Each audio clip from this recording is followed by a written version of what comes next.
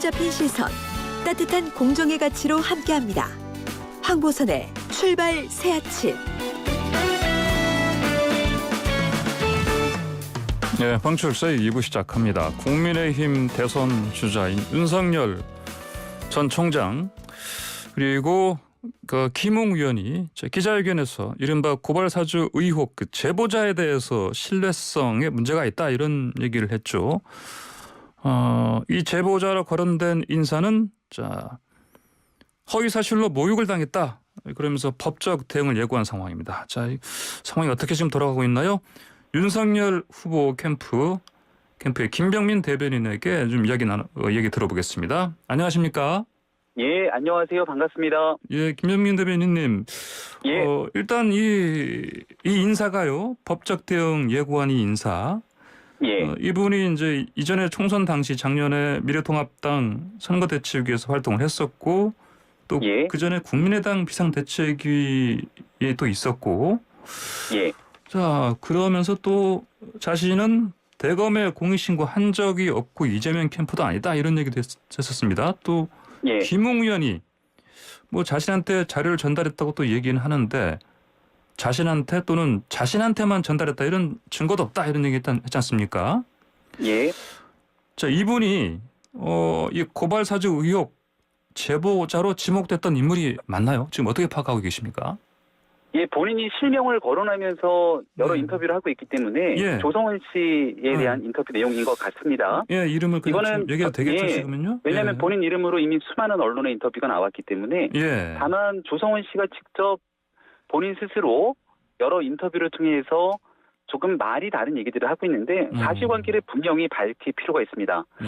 특히 윤석열 후보에 대해서 법적 대응을 예고했던 모습을 봤는데요. 예. 아마 이틀 전에 있었던 기자회견을 지켜보셨던 분들께서는 충분히 있는 내용이 생중계로 전달됐기 때문에 느끼셨겠습니다마는 그날 오전에 김웅 의원이 언급했던 이 제보자가 특정되고 나면 굉장히 큰 논란이 있을 거다. 이런 말들이 있었고 예, 예. 여기에 대해서 그 제보자에 대한 전체적인 사실관계 확인이 필요한 내용을 언급했을 뿐이지 그 제보자가 조성은 씨라고 특정될 수 있는 어떠한 얘기도 한 적이 없습니다. 네. 그런데 본인 스스로가 윤석열 후보에 대해서 법적 조치 운운하고 나선 상황이기 때문에 이 정도의 얘기로 흘러가게 된다면 조성은 씨가 과연 김웅 의원에게 그 문건을 전달받은 것이 맞는지 아닌지에 대한 기초적인 사실관계를 언급하면서 언론 인터뷰를 해야 되는 것 아니겠습니까?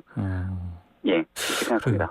근데 방금 말씀하시기로 이제 윤 전 총장께서 네. 특정하지는 않았는데 이렇게 말씀하셨거든요. 여의도에서 모르는 사람이 없다. 나도 안다. 이렇게 해서 예. 사실상 특정한 거나 마찬가지 아닙니까? 이건? 사람에 대해서 예. 여의도에서 모르는 사람이 없고 나도 안다라는 얘기를 가지고 예. 어떻게 이 내용을 조성은 씨로 특정할 수 있겠습니까?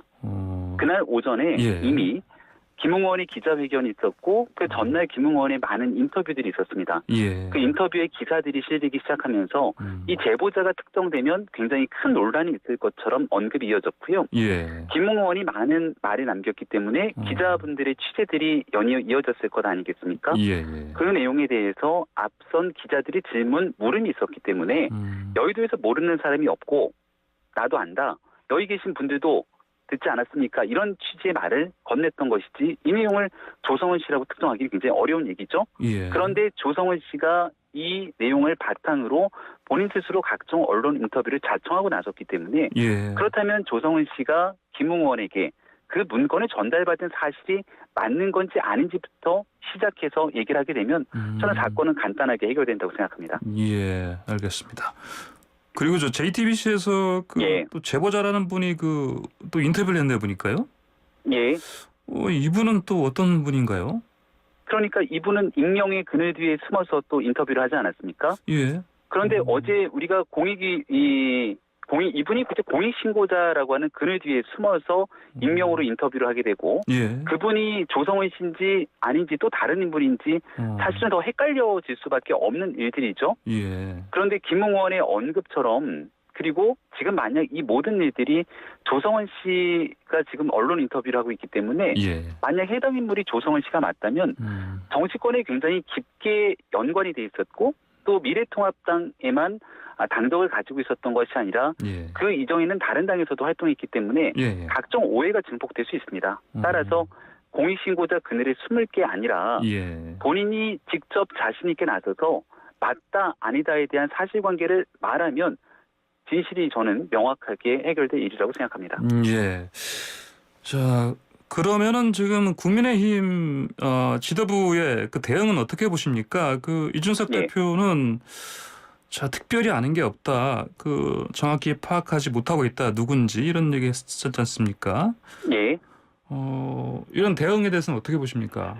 사실은 이 문제는 지금 한 지난주부터 일주일이 넘는 기간 동안 예.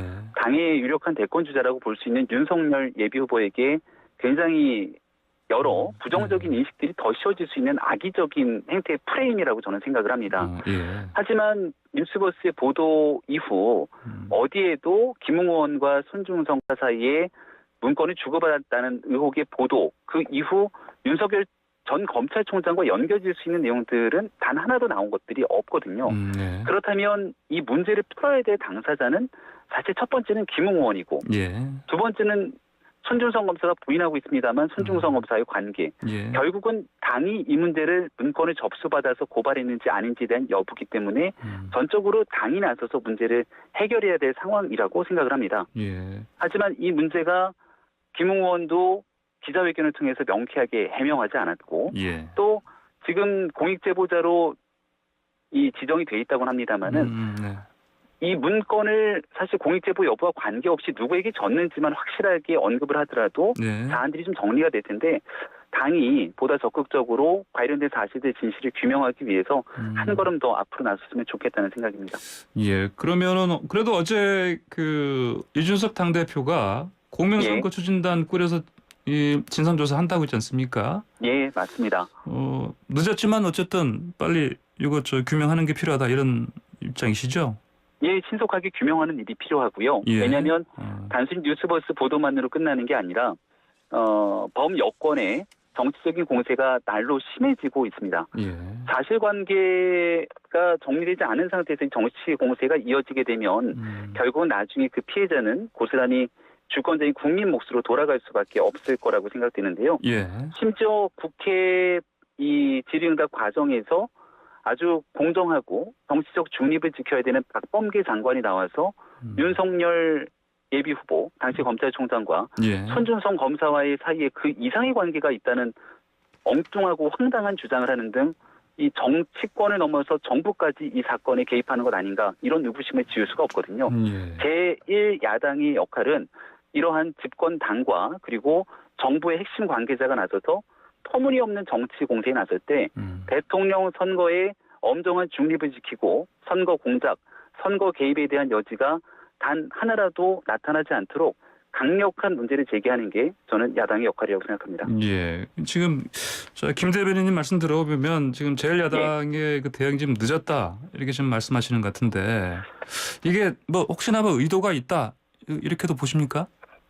전혀 그렇게 생각하지는 않습니다. 예. 당에서도 최선을 다하고 있다고 생각을 하고 있습니다만 예. 그럼에도 불구하고 지금 이 뉴스버스의 보도가 꽤 오랜 시간 동안 지지부진 이어지게 되면서 결국 정권 교체를 원하는 국민들을 더 만족시킬 수 있는 제1야당 전체의 그런 정권 교체의 희망들이 조금씩 더 꺾여지는 것 아니냐 이런 우려가 상당한 지점들이 있습니다. 예. 여기에 대해서 국민의힘 지도부가 조금 더 적극적인 대응이 필요하다라는 목소리가 당원들 그리고 정권 교체를 바라는 국민들에게 있는 만큼 예. 여기에 최선을 다해주기를 바란다는 말씀을 드립니다. 예, 알겠습니다. 지금 당에서는 사실 또 어떻게 보면 지금 어쩔 수 없이 또 이렇게 진상규명 나설 수밖에 없는 게 지금 정점식 의원이 지금 그 최강욱 열린민주당 의원 있지 않습니까? 이분에 대한 고발장 8월에 제출된 거 이 소환을 이분이 전달했다 이런 얘기가 나와서 그런 것 같은데요. 예.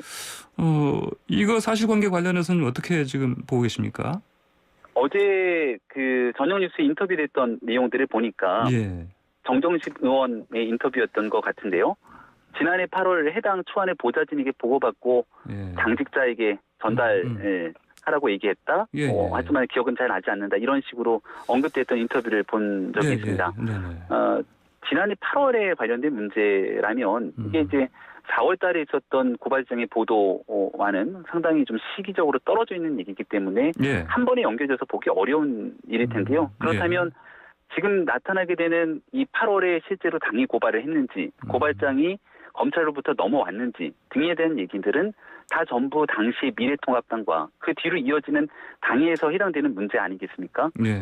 그래서 이런 얘기가 사실 저는 윤석열 예비후보 캠프 대변인으로 있는데 우리 캠프와 윤석열 후보에게 이런 질문들이 오는 것 자체도 사실은 저는 논리적으로 성립이 잘 되지는 않는다고 생각합니다. 조상규 변호사 실명이 거론되고 있지 않습니까? 예. 이분이 받은 게 맞다고 보십니까? 내용을 알 수가 없죠. 예.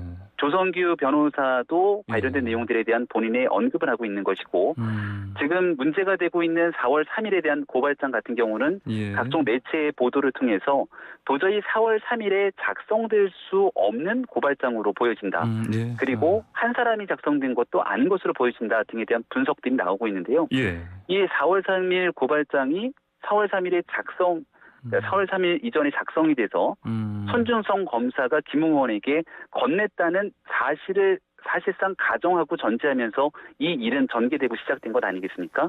하지만 여기에 대한 작성인이 확인되지 않았기 때문에 그리고 그 문건이 한 사람을 통해 작성되거나 4월 3일에 작성되지 않았을 경우까지 나타나기 때문에 이걸 괴문서라고 규정하고 여기에 대해서 정치 공작, 정치 공세 등에 대한 언급들이 계속 나온다는 점도 좀 다시 한번 말씀드리고 싶습니다. 예, 지금 말씀하신 건 4월 3일 건인데 4월 8일 건은 어떻게 보십니까? 4월 8일 건에 대해서도 마찬가지로 그 문건이 어떤 경위로 건네졌는지 그리고 그 문건은 송 검사가 작성한 것이 맞는지 등에 대한 기초적인 사실관계가 필요한데 손준성 검사는 이 모든 것들을 부인하고 여기에 대해서 강력한 법적 대응을 얘기하고 있지 않습니까? 본인 스스로가 법조인임에도 불구하고 그렇다면 이 사실이 규명될 때까지 차분하게 이를 좀 지켜볼 필요가 있는데 손준성 보냄이라고 하는 텔레그램 메신저에 떠있는 그 문구 하나만을 바탕으로 굉장히 확대 해석돼 있는 정치 공방들이 너무 과열돼 있는 상황이 아닌가 이렇게 생각합니다. 그렇군요. 알겠습니다. 그나저나 손준성 검사와 윤석열 전 총장의 관계 이건 어떻게 우리가 이해하면 좋습니까? 검찰 조직 내에 있는 상하관계이고요. 추미애 전 법무부 장관이 취임하고 난 다음 수요일 밤에 대학살이라고 불릴 정도로 조국 전 장관 수사에 관여했거나 윤 전 총장과 가까운 사이에 있었던 많은 인물들이 한직으로 좌천되거나 쫓겨났다. 이런 보도 많이 보셨을 겁니다. 그 이후에 인사이동이 이뤄졌던 상황이고 여기에 대해서 손준성 검사와 윤석열 전 검찰총장이 특수한 관계로 볼 수 없는 상황인데도 불구하고 몰랐을 리 없다라는 방식으로 정치 공세를 이어가게 되는 건 그야말로 대통령 선거를 앞두고 이번 유력한 야권의 주자인 윤석열 전 총장 끌어내기에 총력을 기울이고 있다. 이렇게밖에 볼 수 없는 상황이라고 봅니다. 예. 자, 그나저나 당에서는 뭐 아까 말씀드린 그 기구 통해서 진상 규명한다는데 윤석열 후보 캠프 쪽에서도 뭐 그 진상 조사하기 위해서 뭐 하나 기구를 꾸린다고 들었습니다. 맞습니까? 예, 저희도 자체 TF를 만들었고요. 많은 도움을 주고 있는 법조인들 중심으로 TF를 만들어서 이 일에 관련된 진상도 좀 확인을 하고 또 관련된 법적 이 대응들이 필요한 부분들이 분명히 존재할 겁니다. 워낙이나 많은 마타도어들 그리고 허위 사실에 기반한 정치 공세들이 이어지고 있어서 이 문제에 대한 분명한 진실 규명하는 데 저희도 노력하려고 합니다. 그 제보자 공식 공익 신고 이게 이제 대검찰청에서는 요건을 충족한다 결론을 내렸습니다. 그리고 이 제보자 휴대폰 지금 제공받아서요. 그거 포렌식 한다고 하는데 대검 쪽도 수사 전환 빨리 해서 이거 규명하는 게 옳다고 보십니까? 대검에서는 이 사안에 대해서 문제가 접수됐고 수사에 나설 수 있다고 생각합니다만은 지금 박범계 법무부 장관이 수사를 주장하면서 앞서 이제 말씀드렸던 것처럼 윤석열 당시 총장과 손준성 검사 사이에 그 이상의 관계 등을 운운하면서 신속하게 수사가 진행이 된다면 과연 정권의 하명 수사에 대한 논란으로 이어질 수 있기 때문에 검찰 내부에 대한 수사 과정 속에서 엄정한 중립과 정치적 영향을 미치지 않는다라고 하는 사실들을 명심해야 된다 생각하고요. 하지만 이런 의구심이 커질 수밖에 없는 건 전현희 국민권익위원장까지 나서서 이 공익신고에 대한 지정 권한은 권익이 있다 이렇게 얘기를 했는데 많은 언론에서도 굉장히 당혹스러워했던 게 대검에서 갑자기 뜬금없이 이 제보자에 대한 공익신고자로 지정을 해버립니다. 그리고 그 날짜는 이 공익신고 지정에 대해서도 대검을 통해 확인한 것이 아니라 해당 처음 뉴스를 보도한 뉴스버스를 통해서 확인했는데요. 이 날짜가 언제냐면 김웅 의원이 여러 논란의 중심에 서게 되니까 예. 공익제보자의 이름을 밝히기 위해서 언급했던 그 시점에 아주 교묘하게 맞춰서 나타나게 됩니다. 예. 이러니 지금 현재 대검이 진행하고 있는 상황들, 이 수사에 관련된 네. 진정성과 공정성에 대해서 얼만큼 신뢰할 수 있을지에 대한 걱정이 커진다는 말씀도 드립니다. 예, 알겠습니다. 오늘 말씀 시간이 다 돼서 여기까지 들어야겠습니다. 예. 잘 듣습니다. 감사합니다. 고맙습니다. 네, 지금까지 국민의힘 윤석열 후보 캠프의 김병민 대변인이었습니다.